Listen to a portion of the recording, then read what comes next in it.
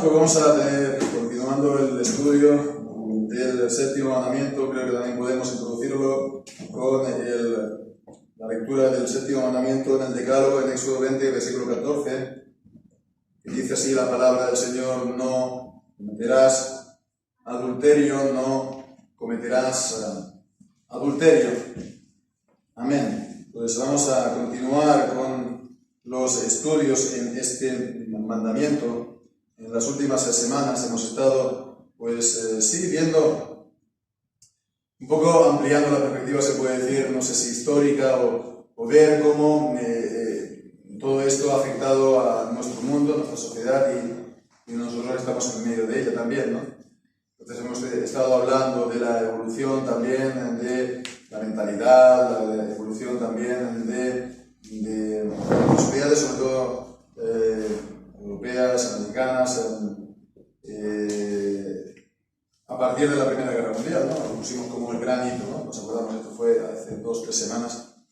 Y bueno, pues por hablar un poco de lo mismo, pero brevemente, por situar un poco el tema, ¿no? Esta misma semana hemos podido ver también una película en familia, ¿no?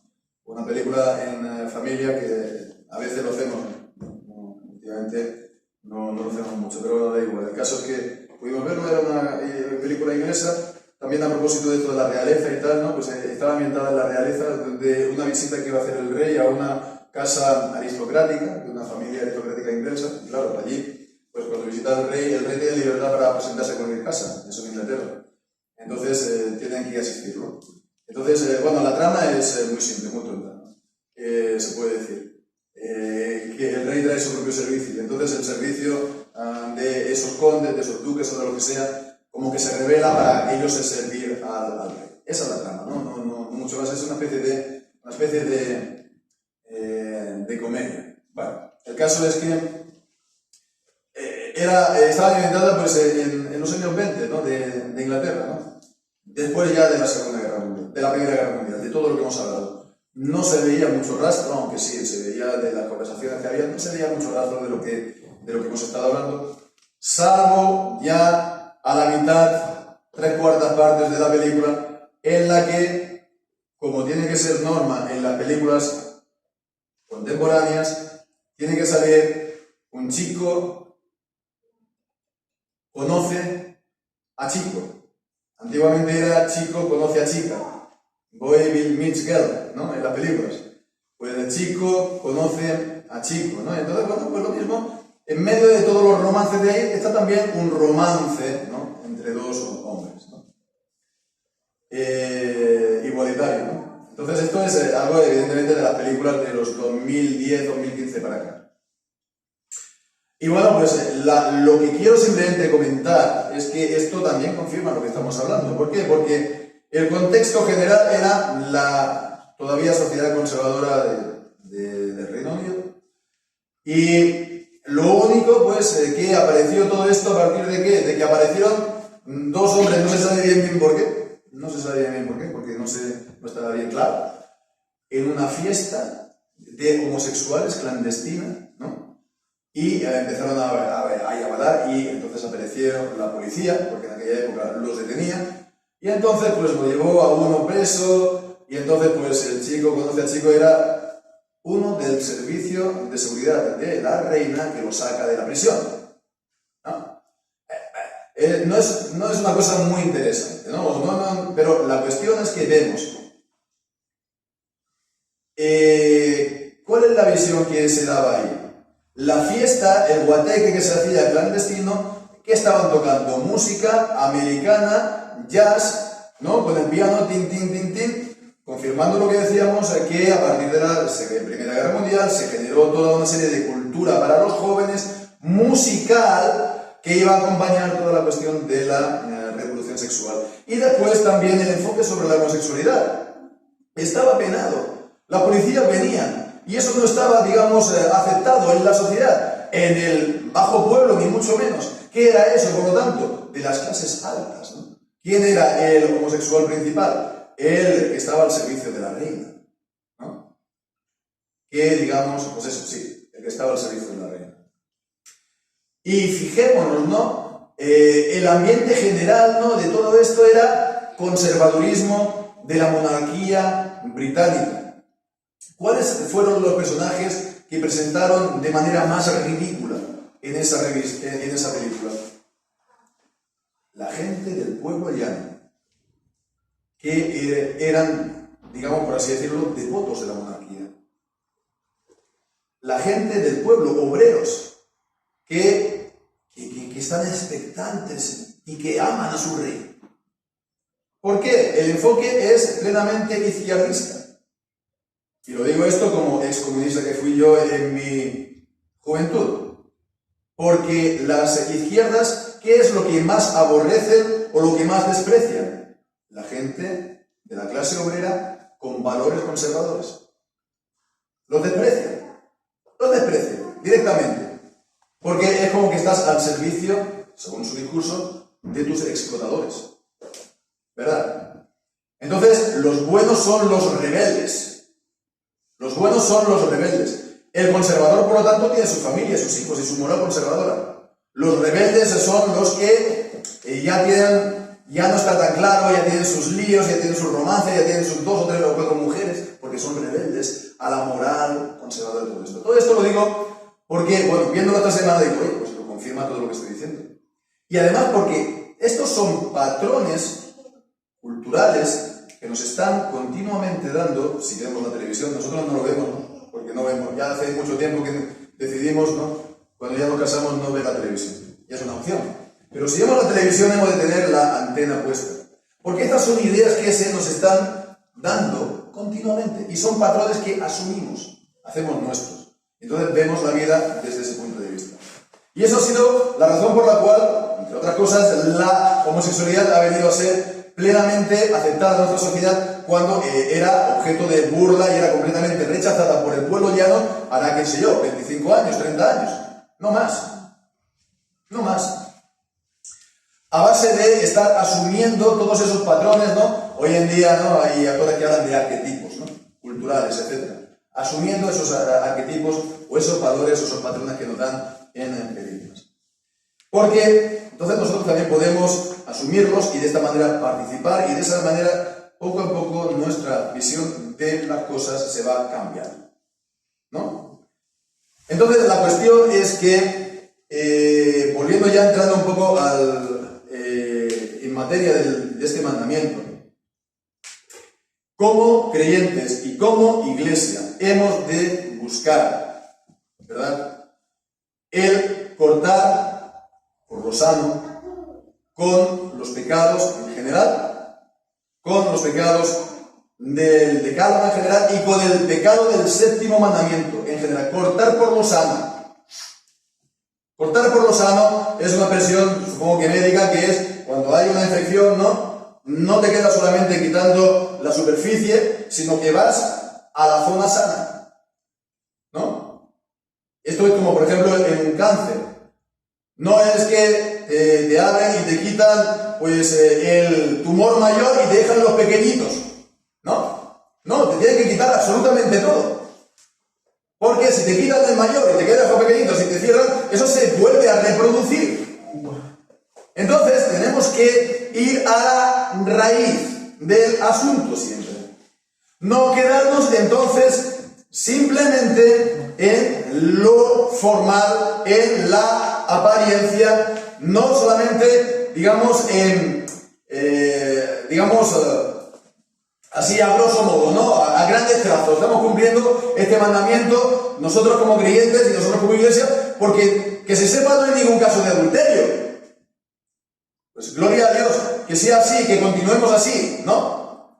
Pero eso no significa que estemos cumpliendo el mandamiento de no cometerás adulterio, porque no es solamente la superficie o no solamente, digamos, el tumor mayor, es también todo lo que lo da y lo precipita, ¿no? Así que para nuestra santificación y para la santidad de la iglesia, no nos tenemos que conformar solamente hacer las cosas así en general, sino ir realmente al corazón del asunto. Si no es así, nuestra santificación será realmente débil y lo mismo nuestra santidad.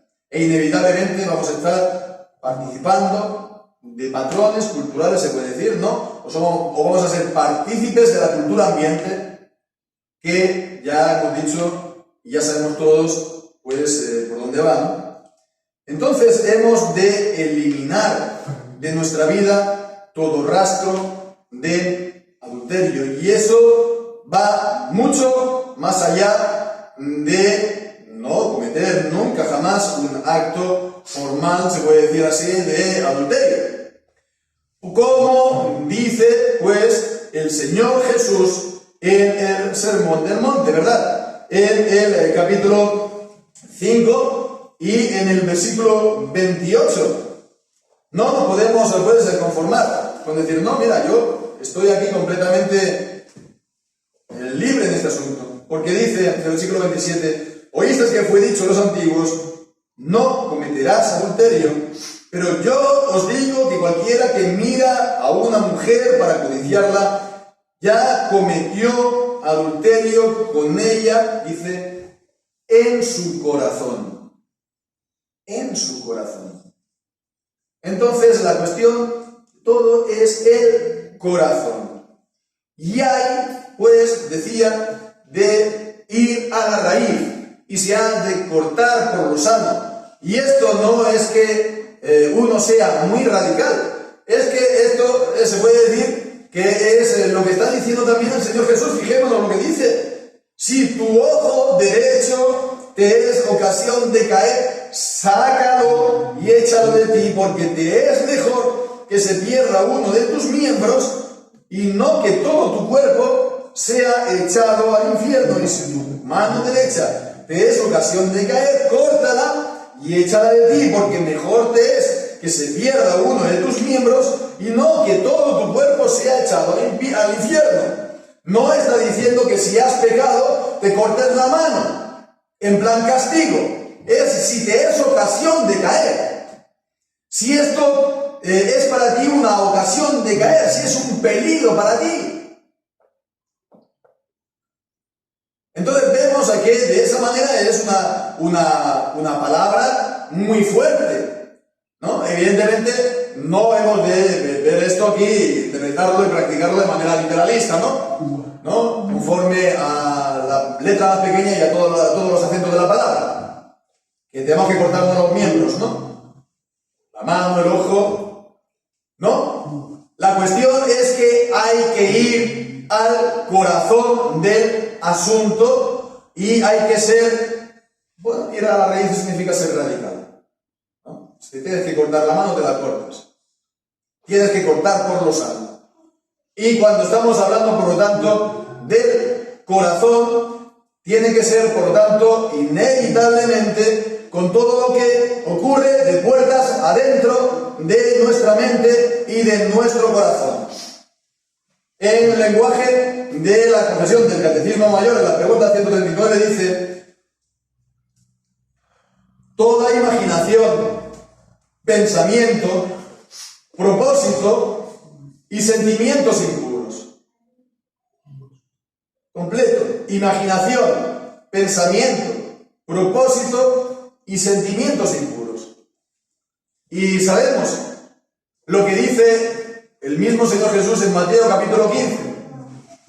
En Mateo capítulo 15 el Señor nos dice que no es lo que está afuera lo que nos corrompe, lo que nos contamina. Leemos en el versículo 19 y el 18 también: lo que sale de la boca del corazón procede, y esto contamina al hombre, porque del corazón proceden los malos pensamientos, los homicidios, los adulterios, las fornicaciones, los hurtos, los falsos testimonios, las blasfemias. Estas son las cosas que contaminan al hombre. Y sabéis, el pecado tampoco viene así porque sí en nuestra vida. Y la palabra nos plantea muchas veces, se puede decir, el nacimiento del pecado. cómo es concebido y cómo se da en la carta a Santiago, ¿verdad? El mismo nos dice en Santiago,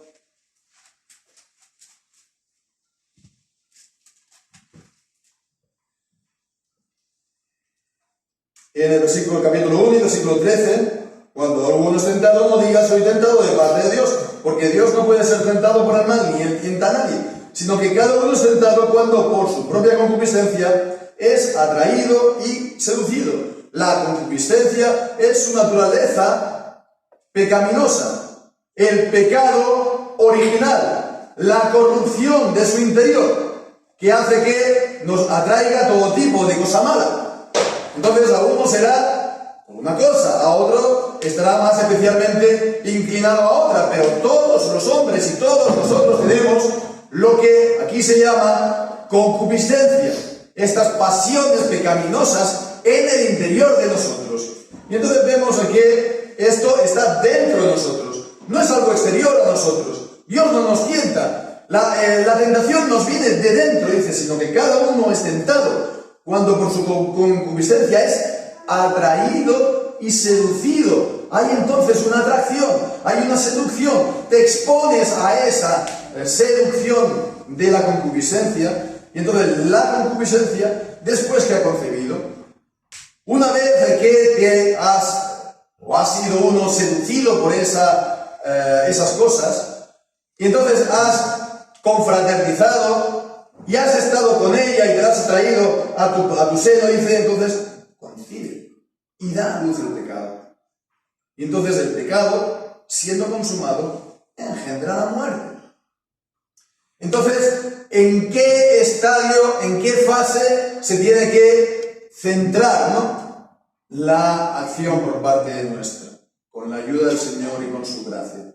En la fase de la concupiscencia.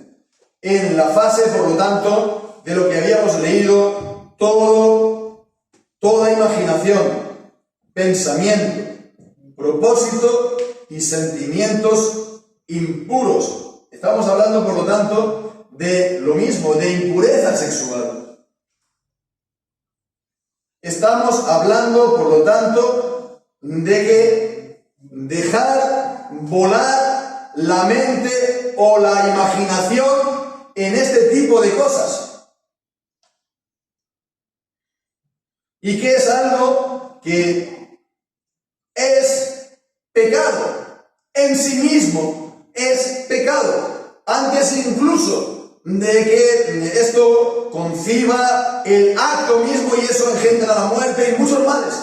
Eso ya en sí mismo es pecado. Hemos, por lo tanto, de centrarnos en eso porque es pecado. Y esas cosas tampoco vienen de por sí. Esas cosas tampoco vienen de por sí. Evidentemente tenemos la corrupción ya interior nuestra, pero además hemos de guardarnos mucho de alimentarlo vía exterior. ¿Verdad? Si estamos, pues, como este periodo de ayuno forzoso de 40 días, ¿no?, que han tenido pues una cierta comunidad, ¿no?, estás debilitado porque no has recibido alimento, ¿verdad? Bueno, sirva esto como ilustración. Si no alimentamos nosotros nuestra propia concupiscencia con cosas de fuera, con alimento que, por así decirlo comillas, alimento que nos viene de fuera, cuanto más lo hagamos, más impureza hay y más fuerte es la concupiscencia. Cuanto menos estemos alimentando esto, más debilitado estará en nosotros esta corrupción. Y bien, pues entonces hemos de acordarnos de lo que decía Job, creo que es en el capítulo 31, dice, pacto con mis ojos de no mirar a una joven virgen, ¿no? Dice, pacto con mis ojos. Es una manera de decir, una firme resolución de no hacerlo. Como los puritanos, ¿no?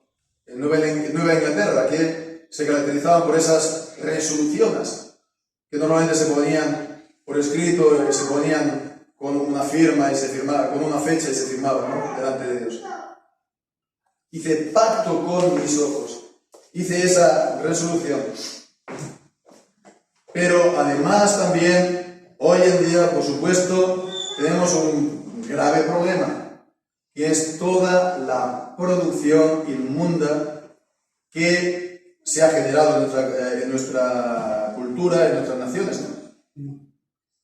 Toda esta cultura de la que hablábamos en las últimas semanas, ¿no?, que nos vino a raíz de la Primera Guerra Mundial, etcétera, etcétera, no hace falta pues entrar más en ello, ¿no? Es decir, que todas estas cosas también está alimentado, por lo tanto, por esta producción, por esta, digamos, sí, productos culturales, ¿no?, entre comillas, pongámoslo así. Es decir, películas. O libros, ¿no? Antiguamente también era, pues, el teatro. Toda la vida del cristianismo, el teatro estaba mal visto y los actores estaban mal vistos. Por algo será.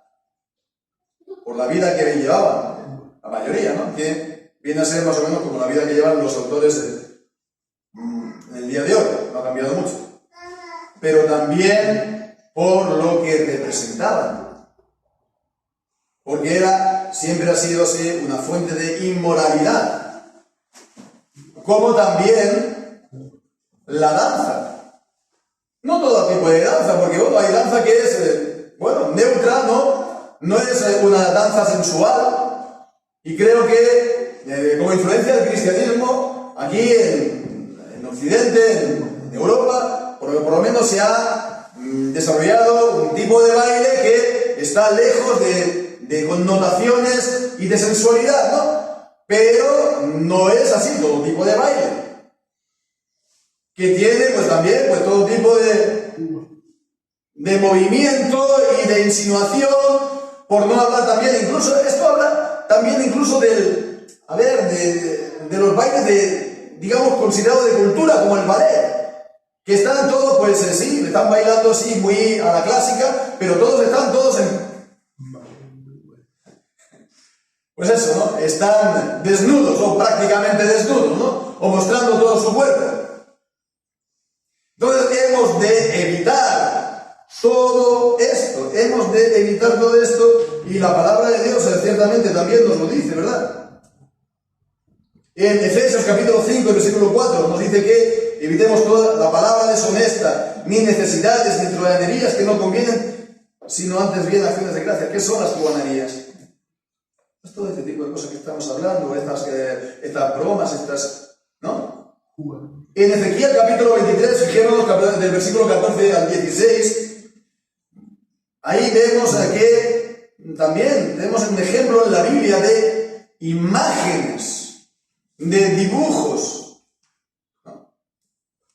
podríamos decir eróticos, relacionados también con todo lo que estamos hablando. Leemos en Ezequiel 23, 14 al 16. Y aumentó sus fornicaciones, pues cuando vio a hombres pintados en la pared, imágenes de caldeos pintadas de color, ceñidos por sus lomos con talabartes y tiaras de colores en sus cabezas, teniendo todos ellos apariencia de capitanes a la manera de hombres de Babilonia y Caldea, de la tierra de su nacimiento, se enamoró de ellos a primera vista. Pinturas en la pared, ¿no? Siempre, dibujos y pintura erótica la ha habido toda la vida. Pues cuánto más se ha desarrollado esto, ¿verdad? En la actualidad, con el cine y con las películas. Y no tampoco entrar mucho en detalle, pero fijémonos volviendo aquí de lo que está diciendo, en Ezequiel, que se enamoró de las pinturas que había hecho. Ya incluso las películas más inocentes que hay, te presentan un actor deforme, No. Te presentan el actor hermoso y la actriz hermosa y bonita, ¿no? Que son los Star System, y también decían esa versión que también se puso ya entre guerras, el sex symbol. Es decir, cuánta gente pues ha estado cayendo en esto mismo, de estarse enamorando de los actores, de las actrices, de los cantantes. Entonces se compran todos sus discos y se ven todas sus películas y se vuelven fan de fanático, ¿no? Bien, pues entonces fijémonos que todo esto lo tenemos que erradicar, y por supuesto esto significa salirnos de la cultura ambiente. Lo tenemos que erradicar porque está en contra de Dios y su ley, está en contra de sus mandamientos, y porque no nos hace ningún bien, porque nos estorban en nuestra santificación y también nos puede estorbar en nuestros matrimonios, sea que lo tengamos ya o sea que todavía no lo tengamos y sea futuro. Esto es algo que nos puede afectar para mal, porque evidentemente la vida en realidad no son como las películas o como las canciones, etcétera, etcétera. Son personas de carne y hueso con las que te vas a casar, no son personajes de película.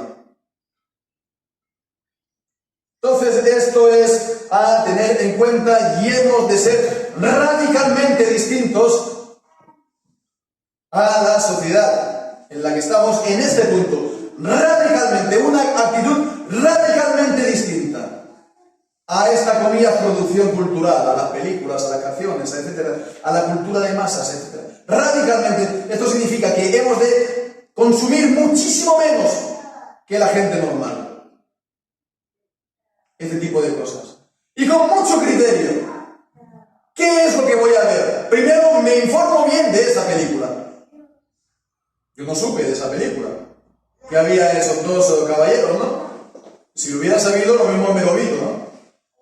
Me enteré por adelantado la historia y la trama, y digo, oye, pues se parece que es una cosa inocente, ¿no? Una historia tonta, ¿no? Bueno, pues la veo con mis hijos y con la familia, ¿no?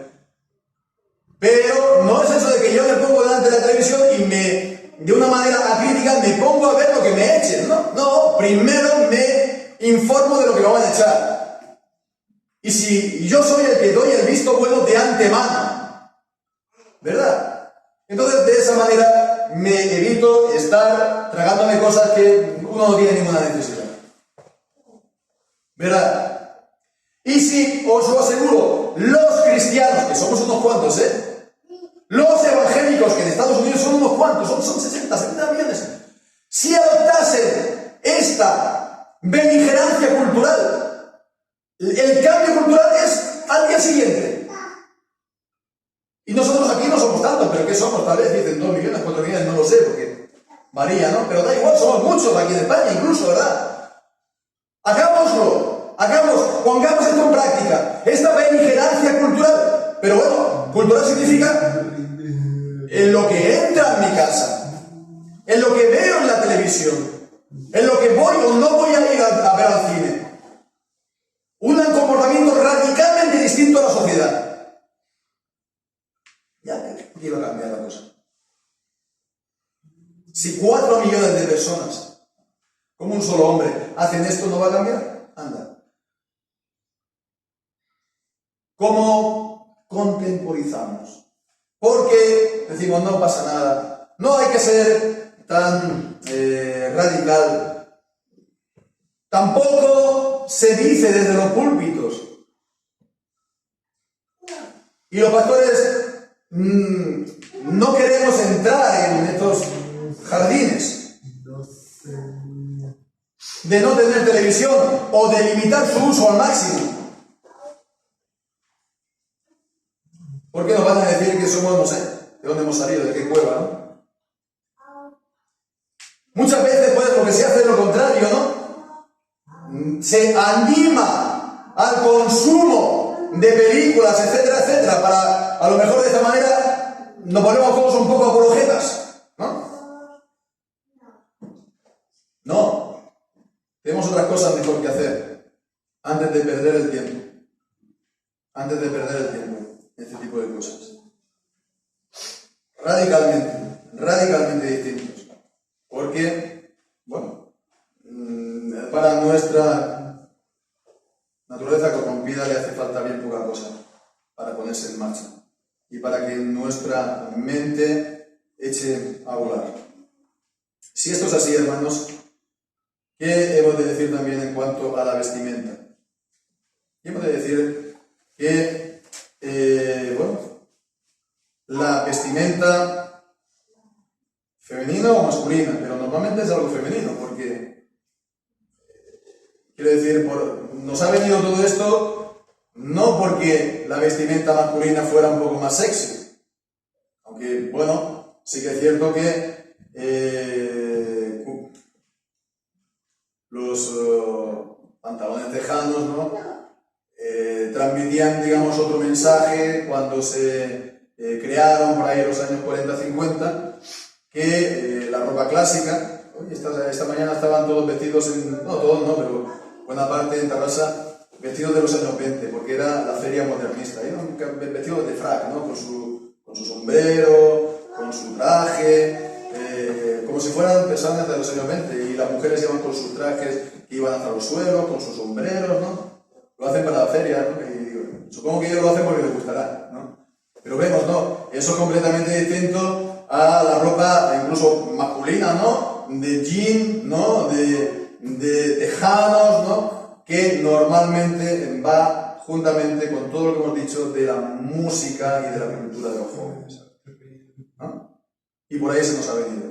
Pero sobre todo también hablando de todo, de la ropa femenina. Y hemos de decir que, sí, la ropa femenina que es indecorosa, indecente, insinuante, es pecado. Es pecado porque es transgresión del séptimo mandamiento. Transgrede el mandamiento a aquella persona que por esa ropa se le queda mirando, pues tal como dice el Evangelio en Mateo capítulo 5, que hemos leído. Pero la mujer que se pone sexy, pues atrae la mirada. ¿Para qué lo hace? Para que lo miren, no más. Y está exhibiendo de esta manera su cuerpo.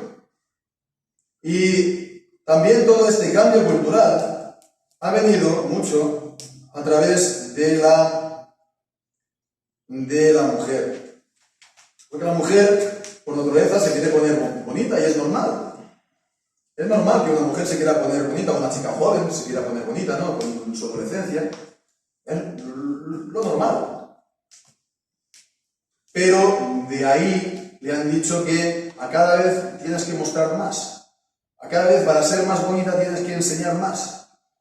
Entonces, a las chicas jóvenes que tienen pues, la cabeza por ahí, como lo tienen también por ahí los chicos jóvenes hasta más para allá de los 20 años, ¿no? Pues les ha entrado pues de toda esta cultura joven, a través de, normalmente, las chicas jóvenes. Y hemos de decir que es pecado. Y hemos de decir que esto es la responsabilidad primero de los padres, que si tienen una chica joven, no tienen que permitir a su hija salir de su casa de cualquier manera, y también a su mujer. Sí, es así. Estamos repitiendo, ¿verdad? Muchas veces que el marido es cabeza del hogar y es cabeza de la mujer. Y entonces, cabeza de la mujer es decirle, llegado el caso, no me parece que esto sea correcto, o no te lo pongas, ponte otra cosa. Es así. No más. Si no es así, entonces es un pecado, y es un pecado consentido por la cabeza del hogar, del marido. Entonces es un pecado que se tiene que abordar y que también se tiene que decir en los cultos. Llegado el caso, ¿verdad? No estoy diciendo de que estamos predicando, pues yo qué sé, pues de cualquier cosa, ¿no?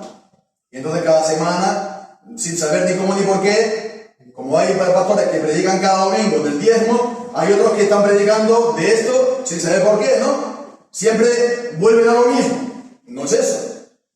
Pero en los mandamientos, en la posición de los mandamientos, del séptimo mandamiento, hemos de decir que la ropa indecente es pecado. La ropa indecente es pecado. Y hemos de, pues, verlo así, aún así. Y decirlo así. Bien, pues a todo esto, por supuesto, no alimentar todo esto con conversaciones, como os he dicho, de las truhanerías, ¿no? Ni, por supuesto, de las compañías con las que tenemos este tipo de conversaciones, ¿no? El Salmo número 1, bienaventurado el varón que no anduvo en consejo de malos ni en silla de escarnecedores se ha sentado, ¿no? ¿Cómo sigue? Vamos a leerlo del Salmo 1. Bienaventurado el varón que no anduvo en consejo de malos, ni estuvo en camino de pecadores, ni se sentó en silla de escarnecedores, sino que en su ley, la ley de Jehová está su delicia, y en su ley medita de día y de noche. Entonces, vamos, ya está hablando de escarnecedores y de pecadores, ¿no? Pero vamos, está hablando por lo tanto ya también del pecado de la lengua, y bueno, ya no solamente entonces podemos pensar que está pecando en cuanto al uso de la lengua, en que se burla de los demás, o que hace chistes, o que hace broma de mal gusto, sino también de estas truhanerías. Y hemos de ver, pues, qué personas, se insinúan o hacen bromas en este sentido para no estar con ellos. En el trabajo, o compañeros en el estudio, ¿no? O de compartir vida con gente que no vamos a sacar bendición. No, es que le quiero dar testimonio, no, es que quiero, pues de esta manera, ampliar mi círculo de amistades para invitarlos a la iglesia. No, al final no vienen a la iglesia. Pero tú vas cogiendo cada vez sus formas. Es como aquel que está con los demás. Si aquí todos fuéramos franceses y viene pues, otro de fuera, estaría hablando en español con acento francés. Pues entonces igual los demás. Si estamos con impíos, si estamos con inmundos, vamos a estar recibiendo esa cosa. Va a ser nuestro acento también. Nos vamos a ir debilitando, vamos a ir bajando la guardia, ¿verdad? Bien, pues entonces fijémonos que esto es algo muy importante, porque todo esto es lo que alimenta el pecado y todo esto en sí mismo es pecado. Todo esto en sí mismo es pecado. Y por último, esto también lo comenté en los últimos mensajes que hice acerca de los deberes, ¿no? Antes de hablar de la Primera Guerra Mundial y todo esto, pero estamos hablando de los deberes de este mandamiento. También hice alusión a todo esto, una vez, diciendo que, este pecado del adulterio, este pecado de la impureza sexual, normalmente no va solo. No va solo.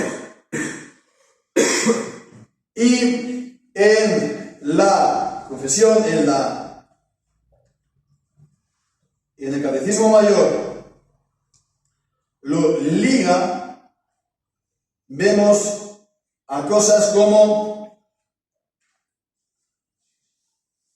y leo,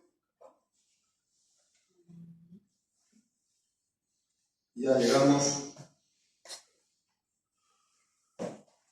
a la ociosidad, a la glotonería, es decir, pues el banqueteo, ¿no? Y por otro también la borrachera, ¿no?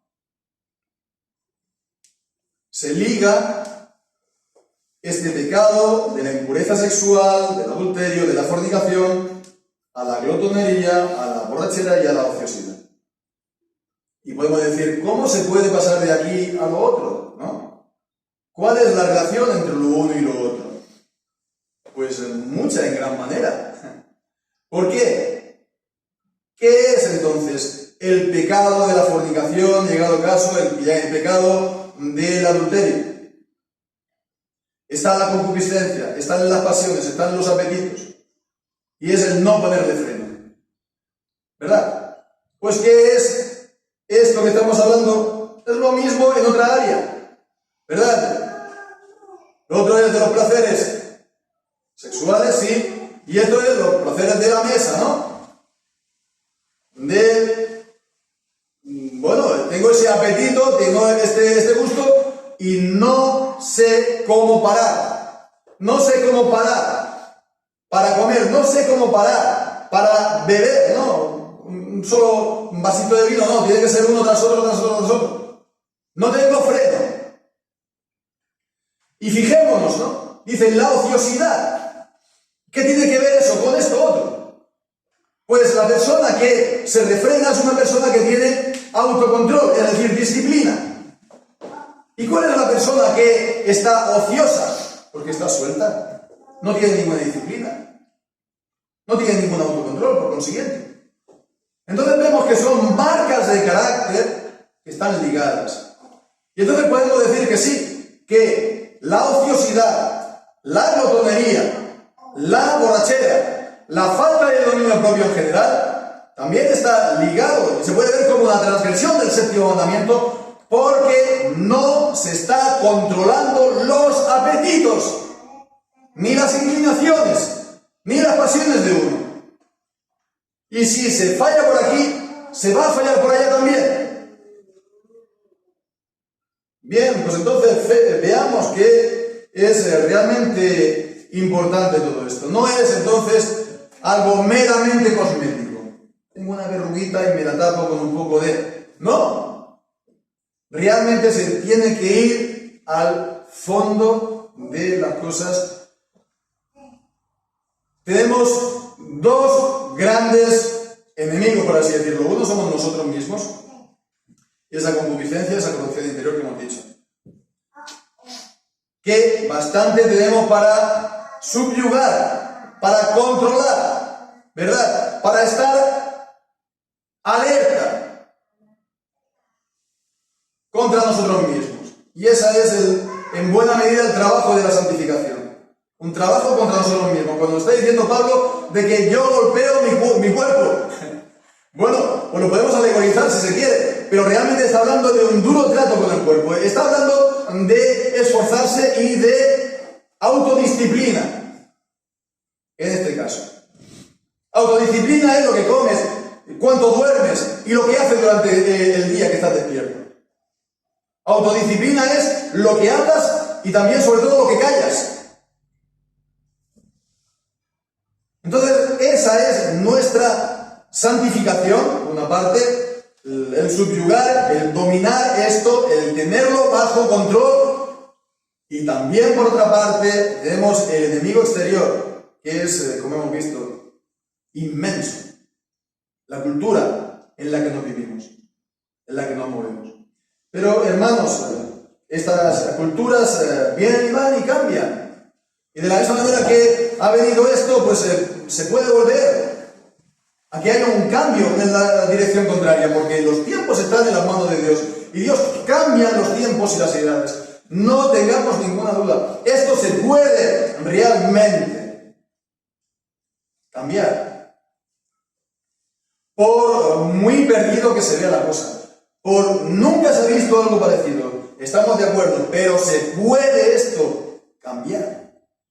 Pero no pensemos que los agentes del cambio son la gente del mundo. Los agentes del cambio tenemos que ser cada uno de los creyentes y la iglesia. A comenzar, por lo tanto, con nuestro discurso y nuestra enseñanza y nuestra práctica en todo este tipo de cosas. Pues hermanos, que así sea. Tengamos bien claras las cosas en cuanto a este mandamiento, lo que nos presenta que tengamos que hacer y también, sobre todo, aquello que es pecado lo tengamos que evitar y aborrecer. Si veíamos la semana pasada que Dios abomina estos pecados, es para que nosotros también lo abominemos y no estemos, pues, de alguna manera, pues, influidos, ¿no?, por ellos, o siendo seducidos o atraídos, como dice Santiago. Pues, hermanos, quiera Dios que así sea y que el Señor nos